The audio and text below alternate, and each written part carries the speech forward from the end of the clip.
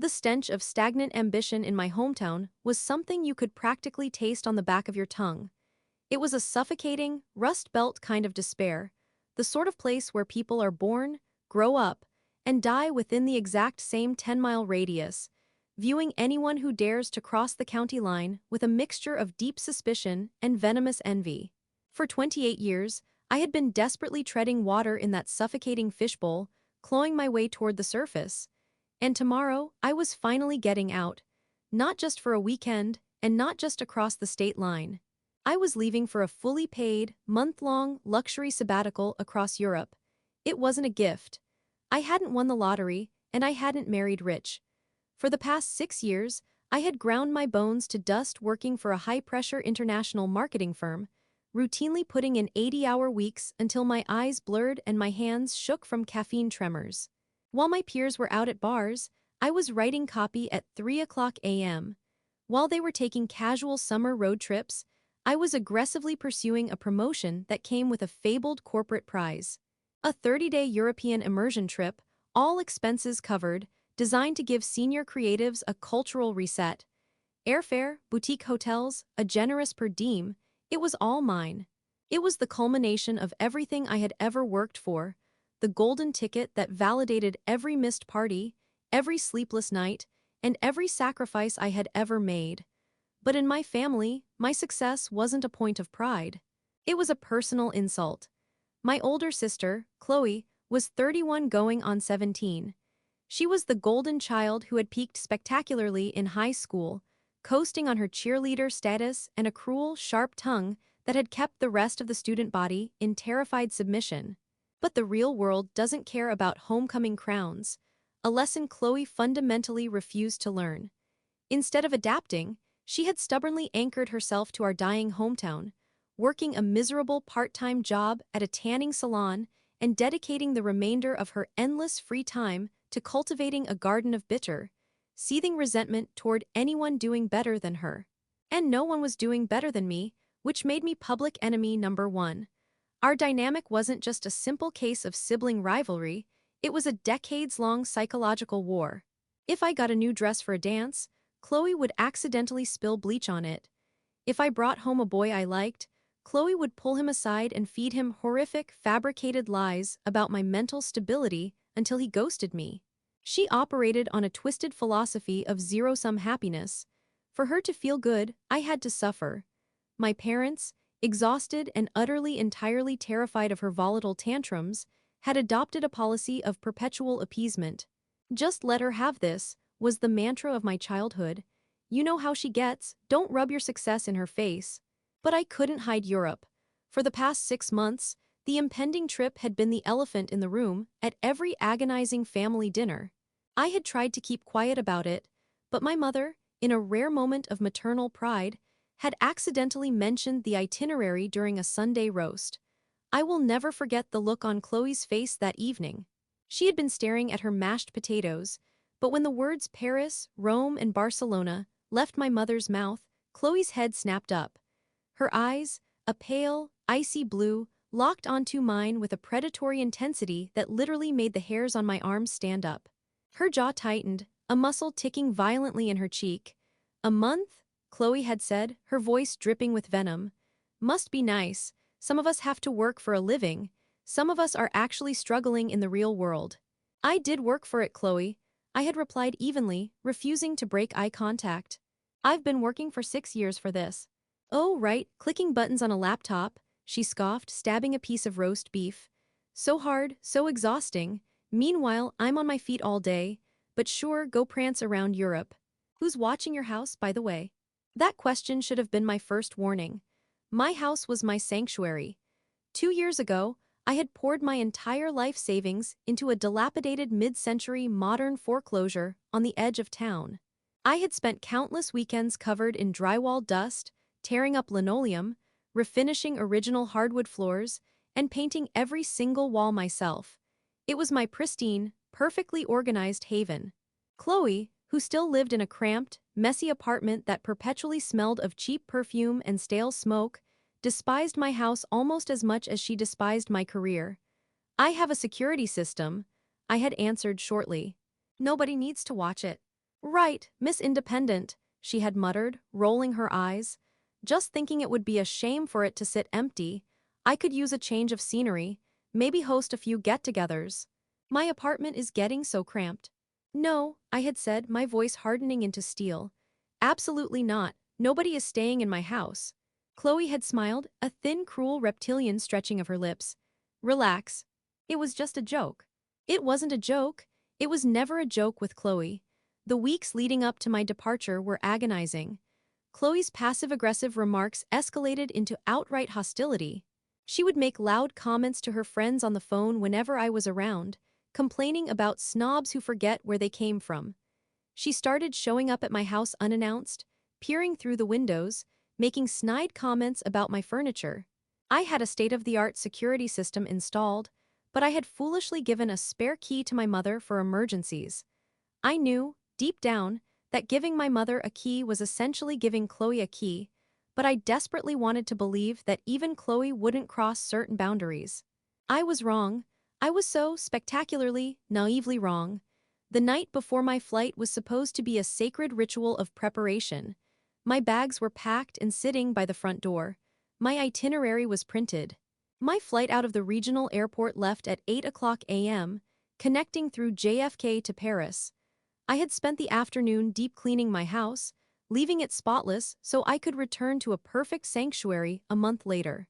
At around 7 p.m., I realized I had forgotten to pick up my favorite travel-sized dry shampoo from the pharmacy downtown. It was a 20-minute errand, tops. I grabbed my purse, locked the deadbolt, and drove off, my heart fluttering with the thrilling, intoxicating anticipation of the journey ahead. Tomorrow, I would be drinking wine over the Seine. Tomorrow, the stifling air of this miserable town would be thousands of miles behind me. I returned home at 7:45 p.m. The sun was just beginning to dip below the horizon, casting long, bruised shadows across my meticulously manicured front lawn. As I walked up the driveway, my stomach executed a slow, terrifying flip. The front door was unlocked. I distinctly remembered turning the deadbolt. I stood frozen on the porch, my hand hovering over the doorknob, the dry shampoo slipping from my fingers and clattering onto the concrete. A cold sweat broke out across my back. Had someone broken in? I pushed the door open, bracing myself, my heart hammering against my ribs like a trapped bird. "Hello?" I called out, my voice trembling. Silence. The house was exactly as I had left it. The floors gleamed, the cushions on the sofa were perfectly arranged. But there was a strange, mechanical hum coming from my home office down the hall. I walked slowly toward the noise, my breath catching in my throat. I pushed the office door open. The hum was coming from my heavy-duty, cross-cut paper shredder. It was plugged in and running, its green power light glowing ominously in the dim room. And the floor beneath it. My knees gave out. I hit the hardwood floor with a painful thud, but I didn't feel it. I was too busy staring at the confetti. There, scattered across my beautiful vintage rug, were hundreds of tiny, unmistakable, multicolored shreds of paper. Some of the shreds were of familiar, deeply saturated navy blue. Some bore microscopic fragments of intricate gold foil. Others featured the faint, watermarked visages of American eagles and patriotic scenery. It was my passport. My brand new, freshly stamped U.S. passport. The absolute, non-negotiable key to my European escape. I scrambled forward on my hands and knees, desperately clawing through the shreds, trying to find a piece large enough to salvage, as if I could magically tape the biometric chip back together.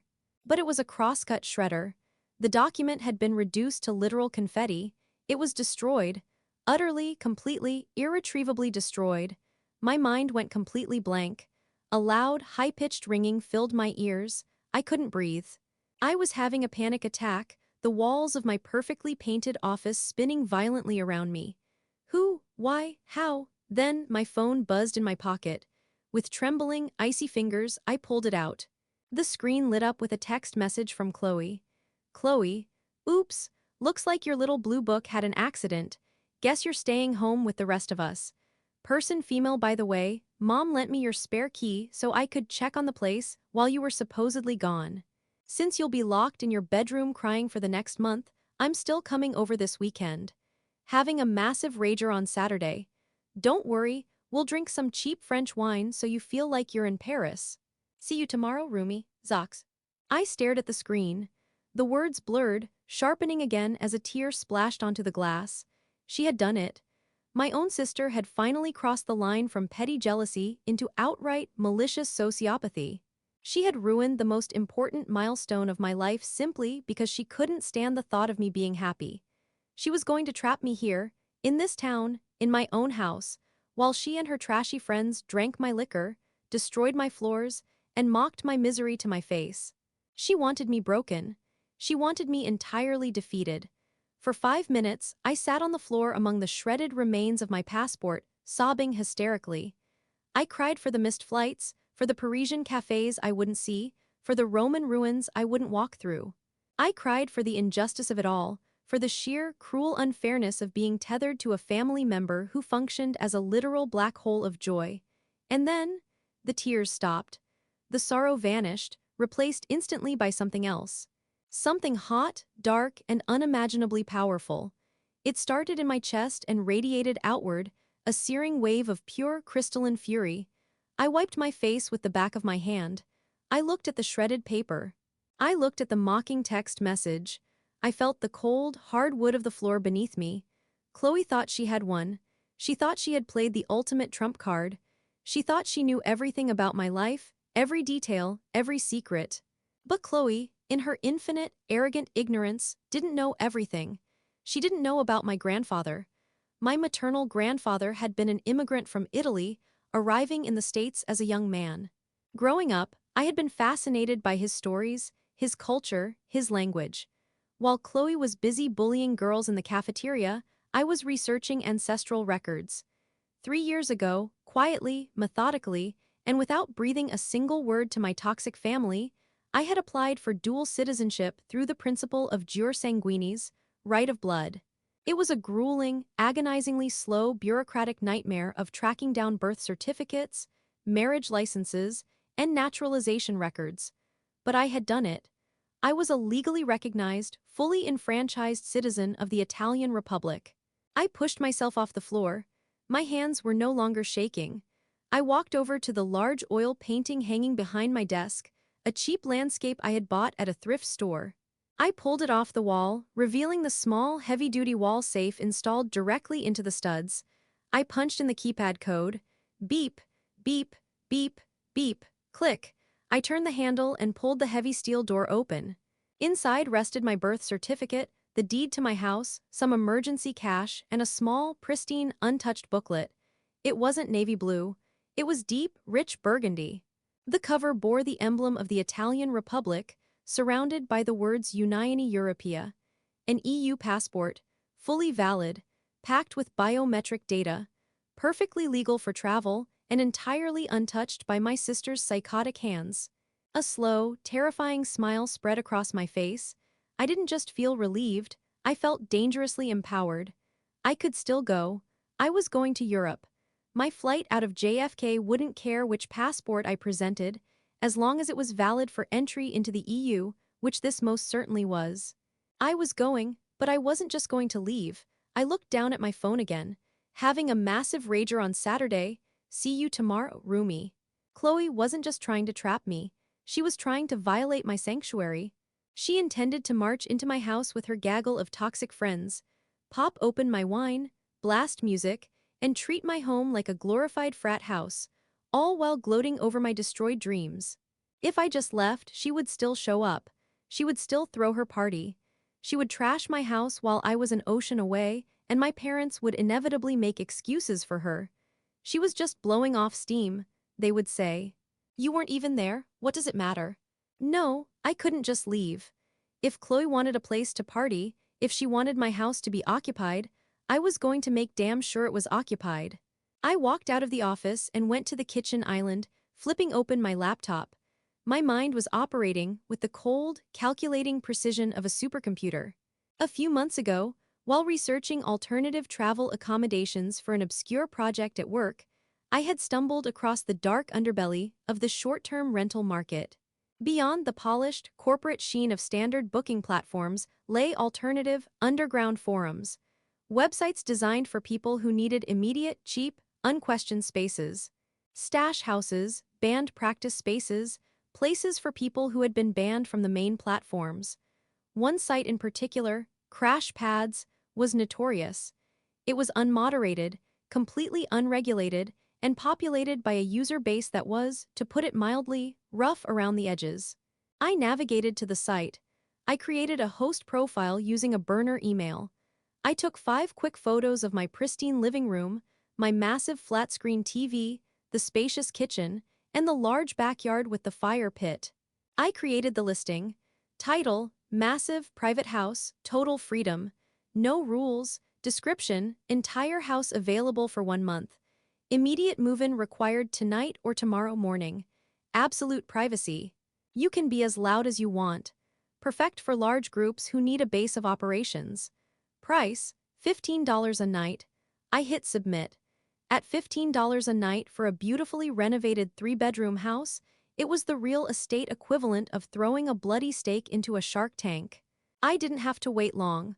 Within exactly 12 minutes, a notification pinged on the screen. It was a booking inquiry from a user named RiderJax77. The profile picture was a grainy shot of a massive, heavily tattooed man wearing a leather cut adorned with the Grim Reaper insignia of the Iron Hounds, a notoriously violent, utterly terrifying one-percenter motorcycle club that operated out of the neighboring state. They weren't just motorcycle enthusiasts, they were a heavily organized syndicate known for bar brawls, noise violations, and terrifying anyone who looked at them sideways. The message read, "Need a spot for me and 14 brothers. Passing through for a month while our main clubhouse is under construction. We have a lot of bikes, we make a lot of noise, we don't like neighbors. Is this place actually $15? I giggled. It was a dark, unhinged sound that echoed strangely in my quiet kitchen. I typed my reply, "It's all yours. $15 a night is correct, just trying to help out. The driveway is huge, perfect for bikes. House is fully yours. One thing though, my crazy, estranged sister thinks she owns the place and might show up trying to claim it or throw a party. She's a blonde, about 56, extremely loud and entitled. If she shows up, do not let her in. Defend the house. She is trespassing. Treat the property as your own fortress." The reply came back 3 minutes later. "Understood. We know how to handle trespassers. Thanks, lady. We'll be there by noon tomorrow." I approved the booking. I processed the pathetic $450 payment for the entire month. I sent him the code to the digital lockbox I had installed on the side door, ensuring I changed my main security system code so my mother's spare key would no longer work on the electronic deadbolt. If Chloe wanted in, she'd have to try the manual lock, which would put her right on the front porch. The trap was set. The rest of the night passed in a blur of hyper-focused energy. I packed the shredded remains of my American passport into a Ziploc bag, a morbid souvenir. I double-checked my bags. I ordered a private car service to pick me up at 4:30 a.m., ensuring I would be long gone before the sun even considered rising over the miserable skyline of my hometown. I didn't sleep a wink. I sat on my pristine sofa, sipping a cup of chamomile tea, watching the clock tick down, feeling a profound sense of peace. At 4:30 a.m. sharp, the black town car pulled up. I grabbed my bags, locked the front door manually, and slipped the spare key into the side lockbox. I climbed into the back of the car, watching my beautiful house shrink in the rearview mirror. "Airport, miss?" the driver asked. "Yes," I smiled, patting the burgundy booklet in my purse. "Take the long way, I have plenty of time." The journey to Europe was flawlessly smooth. The Italian passport worked like an absolute charm at check-in. The TSA agents didn't bat an eye. By the time I was settling into my plush, business-class seat on the flight to Paris, sipping a complimentary glass of vintage champagne, my hometown felt like a distant, irrelevant nightmare. I landed in Paris at what was 10 o'clock a.m. local time, but 4 o'clock a.m. back home. The City of Lights was waking up, the smell of fresh croissants and strong espresso wafting through the cool morning air. I checked into my boutique hotel in the Marais district, opened the massive French doors leading to my private balcony, and looked out over the cobblestone streets. I pulled out my phone and connected to the hotel Wi-Fi. I opened the Ring camera app. I had strategically left the front porch camera active. It was the only part of the security system I hadn't disabled for my new tenants. I wanted a front row seat to the show. I scrolled through the motion events. At 11:45 a.m., yesterday, hometown time, the first event was recorded. The video showed a deafening, thunderous roar as 15 massive, custom-built Harley-Davidson motorcycles rolled up my quiet suburban street. The riders were terrifying. They were mountains of muscle, leather, and denim, sporting thick beards, facial tattoos, and heavy chains. They parked their bikes in a neat, imposing row across my driveway and front lawn. Jax, the leader I presumed, walked up to the side door, accessed the lockbox, and let his brothers in. Within an hour, they had completely taken over. There were burly men drinking beers on the porch, a massive grill being fired up in the driveway, and the unmistakable sound of heavy metal music vibrating through the camera's microphone. They looked comfortable. They looked deeply entrenched. I smiled, taking a sip of my espresso, and scrolled to the next major motion event. It was time-stamped 7:30 p.m. The sun was setting on the video. A silver Honda Civic, Chloe's car, pulled up to the curb, parking illegally behind the row of Harleys. Out stepped my sister. She was wearing a tight pink dress, clutching a bottle of cheap vodka, and flanked by three of her equally obnoxious, heavily make-upped friends. They were laughing loudly, totally oblivious to the 15 massive motorcycles dominating the property. Chloe clearly thought I had hired a landscaping crew or something. Or perhaps she was just so utterly arrogant she assumed the bikes belonged to her invited guests. I turned the volume up on my phone, leaning forward on my Parisian balcony. "I told you guys," Chloe was squawking on the video, marching up the front walkway. "She's totally locked in her room crying right now. We are going to blast the music so loud she loses her mind. This is my house for the next month." Chloe stomped up the front porch steps, completely ignoring the massive, bearded man in a leather vest who was sitting on a lawn chair directly next to the door, sharpening a hunting knife on a whetstone. "Excuse me," Chloe snapped at the biker, waving her hand dismissively. "You need to move, I live here." The biker stopped sharpening his knife. He slowly looked up. He didn't say a word. He just stared at her with eyes that looked like they had seen and caused unspeakable violence. Chloe huffed, annoyed, and jammed her spare key into the deadbolt. She turned it. It clicked, but the door didn't open. The heavy-duty chain lock, which I had specifically instructed Jax to engage, held the door shut tight. Chloe rattled the knob furiously. "Hello? Let me in," she shrieked. Suddenly, the door was yanked open from the inside. Jax, the president of the Iron Hounds, filled the doorway. He was 6'5", covered in prison ink, and looked like a human bulldozer. He looked down at Chloe, his expression a mask of terrifying, predatory calm. "Can I help you, little girl?" Jax rumbled, his voice like grinding stones. Chloe took a step back, her confidence faltering for a fraction of a second before her trademark entitlement flared up again. "Who the hell are you? What are you doing in my sister's house? I have a key. I'm here to throw a party. Get out before I call the cops." Jax let out a low, booming laugh. It wasn't a friendly sound. Behind him, three more massive bikers appeared in the hallway, holding pool cues and baseball bats, glaring out at the girls on the porch. "Listen to me very carefully, Barbie," Jax growled, stepping out onto the porch and towering over my sister. "We rented this place. We paid for it. The nice lady who owns it warned us about a crazy, trespassing sister who might try to break in and cause trouble. She told us to defend the property." Chloe went pale. Her friends were already backing down the stairs, their eyes wide with absolute terror. No, she's supposed to be trapped here. I shredded her passport." "I don't give a damn what you shredded." Jax stepped closer, his chest practically touching her face. "You are trespassing on Iron Hound territory. Now, you and your little friends have exactly 10 seconds to get off my lawn before we stop being polite. 1. "You can't do this," Chloe screeched, though her voice was trembling violently. "I'm calling the police." 2, Jax said, pulling a massive, heavy iron chain from his belt. The other bikers on the porch stepped forward, cracking their knuckles. 3. Chloe broke. The facade of the untouchable golden child shattered completely. She dropped the bottle of cheap vodka. It shattered on the porch, spilling clear liquid everywhere. She turned and sprinted down the stairs, screaming in absolute terror, tripping over her own heels as she ran toward her car. Her friends were already inside, screaming at her to hurry. Chloe scrambled into the driver's seat, slammed the door, and peeled away from the curb, tires screeching, leaving a trail of smoke as she fled into the night. On the video, Jax watched her go, chuckling. He turned to the camera, gave a slight, respectful nod directly into the lens, and walked back inside, shutting the door. I sat back in my chair on the Parisian balcony, the morning sun warming my face. I played the video again, and again, and again. I must have watched my sister sprint away in terror 50 times, and it got funnier with every single viewing. My phone buzzed, a text from my mother. "Mom, what is going on? Chloe just called me in hysterics. She said your house is filled with a motorcycle gang. Where are you? She said she ruined your passport." I took a slow, deep breath of the crisp French air. I typed my reply with deliberate, joyous slowness. Me, "Hi Mom, I'm in Paris. Tell Chloe my Italian passport works perfectly.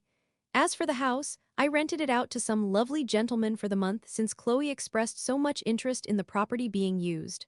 Tell her not to visit again, they value their privacy. See you in a month, ciao." I turned my phone on silent, tossed it onto the plush hotel bed, and walked out of the room. I had a Louvre tour to catch, a warm croissant to eat, and an entire month of absolute, unadulterated freedom ahead of me. And for the first time in 28 years, the air smelled absolutely perfect.